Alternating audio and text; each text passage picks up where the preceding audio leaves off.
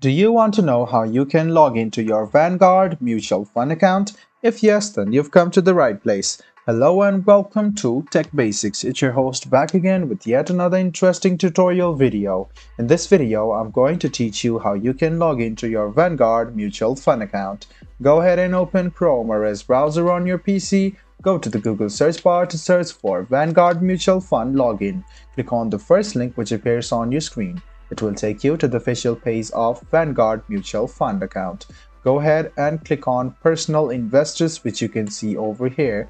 It will take you to the official login portal, or if it doesn't, it will take you to the official site. Go ahead and click Login, and then you can see a login portal open up. Write down your username in this box over here, and then write down your password in the second box. Make sure you check your password by clicking on this "So" icon.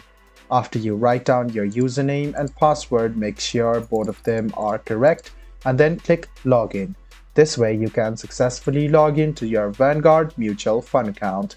If you have forgotten your username or password and want to recover it or change it, this is the link for you to follow. If you want to set up online access, this is the link for you to create an account now. I hope this video about how you can log into your Vanguard mutual fund account was helpful to you.